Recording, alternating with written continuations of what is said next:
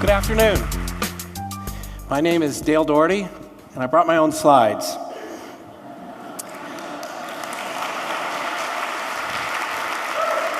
I want to talk to you about one of the simplest verbs in the English language, to make. It opens up a whole world of things, and I'm going to use things to illustrate the talk, but I'm mainly talking about the risk takers, the doers, the makers of things. This is from President Obama's inaugural address, where he sort of gave the makers a shout out, and we were happy to see that. But I'm going to start with something pretty simple, and you won't be able to see it really well up there because it's so personal and small. It's a disc battery and an LED. And if I put them together in the right way, they light up. And we have the simplest circuit. We start off with a very basic form of making. If I put some tape around it, and makers need lots of duct tape, electrical tape, things like that. If we don't put it on correctly, it doesn't light up. And this was created, actually, certainly the idea, a group out of New York called Graffiti Research Labs added a battery, an LED, and a magnet, plus the tape, and they created something they called an LED throwy, because now this would attach to something. They could tag something with that. I will use it in a different way and just put it on my jacket here so we have something to watch. Now, this is Play-Doh, right? You've played with Play-Doh. This is ordinary Play-Doh, although we added a little bit extra salt. And I have these wires sticking in and out of it because the salt helps it become a conductor. And if it's not touching, it lights up. Well, we get it going there here. Touching, that's right. It's a little hard to do in my hands. But you get the idea. But Play-Doh as a conductor, I want to sort of play two things here. One is, it's the idea of play itself is making. It is how we engage with our hands, firsthand with the world. We gain experience. And I'd like to do a shout out to those kids on the webcast to follow along at home. That's this stuff you can do at home, and it's kind of fun.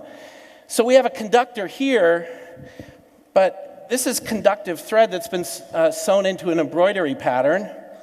And we have the LED there, but now on the back we still have the battery, and we have a switch.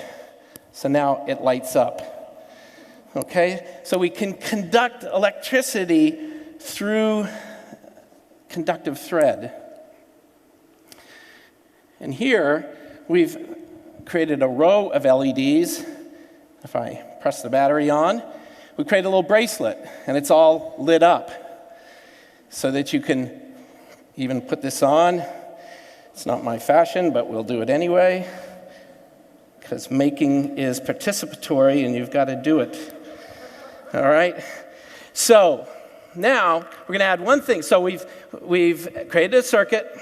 We have the same elements here. Here's a battery pack. This is AA batteries. Now we have another row of LEDs, but we've added a controller.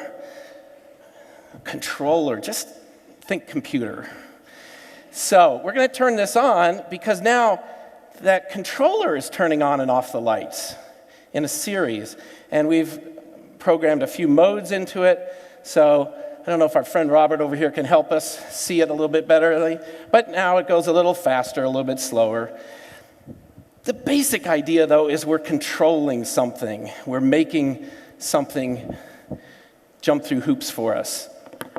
Now, the next thing I want to show you is a little box, and it's got that switch on it. I already introduced a switch. But, if you've ever heard that phrase, figure out what you do, the one thing you do well, and do it, this is a machine that does that to a fault. When you turn it on, it turns itself off. See if we could get that on here again. And you can't stop turning it on.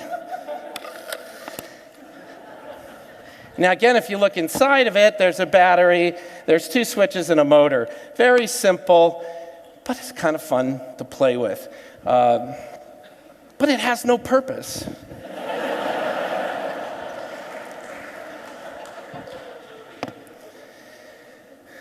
So some of these projects, most of them, come out of this magazine called Make. Do you know it?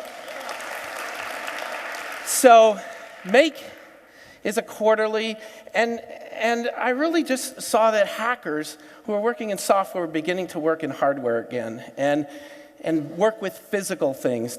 And we would start talking about hacking cars just the way we talk about hacking software. We would hack the world around us and include physical things. And in many ways, I saw it as an opportunity to reinvent, popular mechanics. And that's what it looked like in 1953. And I actually just happened to pull this off my shelf. I have an old collection of this and say, God, that looks like our current issue. Rockets are rockets. They're still fascinating in the 50s, and they were fascinating today. But what I think we did with Make was to share the instructions, to share how things can be put together. Not just played with, but how do you take these as sort of the building blocks of maker culture? How do you build things up from them? This sort of different parts, if I get them together right. We have a very entry-level first-person shooter. And I did not get them in the right way, and I dropped a marshmallow, but we'll get them here. It looks out there. There we go. There we go. All right. You could entertain a kid's birthday party for at least a half an hour. And let me tell you, that really is an entry level. You'll see them about, very long and very complex. This is another maker object. It's obviously a skull. It was printed from a 3D printer with a resin, a high-end printer. And so the scientist who gave it to me was his field was biomechanics. And he was actually testing crash simulations on human skulls. And he said the trouble with the simulations that they were doing, they were doing them on the computer simulations, but they were doing real-world tests with using cadavers and others as skulls. He said, one human to the next, there's variation in the skull. And we had really difficulty testing it out because of that. So they used 3D printers. They used design software to create a 3D model of a skull, one they could replicate easy and put it through a battery of tests and get sort of similar output. But this is just an example. Again, those designs can be shared on the internet and printed out. There's something called MakerBot, which is a hobbyist 3D printer. And when I say about makers are playing, they're buying 3D printers not because they know what to do. This scientist had a purpose in figuring this out. They just want to play with 3D printers. They don't know what they're good for. They don't know how they'll use them. But that's what they're there to discover. And that form of play, we've seen it in lots of areas. I think it's kind of the grassroots bed of innovation. It's where ideas come from without the constraints of even a market or constraints of others saying, yeah, that's good or bad. People are just noodling around with it. So another thing I'd like to just mention to you, and I just popped the E there, is an event called Maker Faire. If you imagine this table times several hundred to maybe 1,000 tables, I had this idea that it would be really interesting to see what people make. And that in ways that's rooted to what our fair originally was.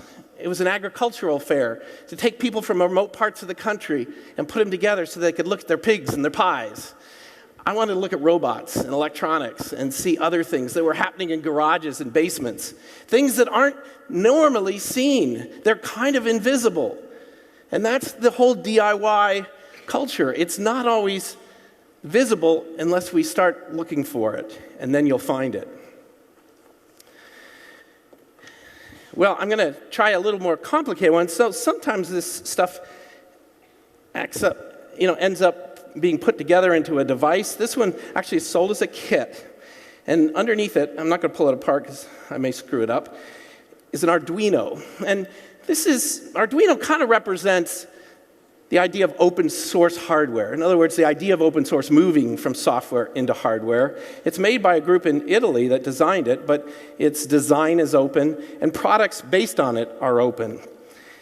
And so shields are a kind of thing that fits on top of Arduino, and it gives you a certain kind of array of, in this case, LEDs, and a sensor, resistors, and some registers here. This is an open source breathalyzer. So, again, geeks perhaps having a little bit too much to drink and wanting to know if it was safe to drive home created their own version of a test. So, let's put this in. And as the demons would work out, it's not working. I need another battery here. Let's steal one from over here. Put it on. There. We have a little indicator light that it is sensing things. And, sobriety test for your speaker. But have you ever thought that it would be a good idea after you had a little bit too much to drink that you would kind of mask it with air, what do you call these? Air freshener, breath fresheners. Well, let's see if that's a good idea or not. Actually, we're getting a pretty good reading of alcohol there. So your desire to mask it will increase it. And just to give you another idea, here's an alcohol prep pad, and we can kind of take it out of here. And that will just sense it. But there's something really special going on here as a model for applications and things. We've got a world of sensors out there and a cheap way to control them. And, and here the LEDs, just like my other examples, are just indicator lights of what's going on. But what's perhaps the open part that's exciting is someone can program that. Someone could go in there and do something else. So guess what these guys did? They made a drinking game.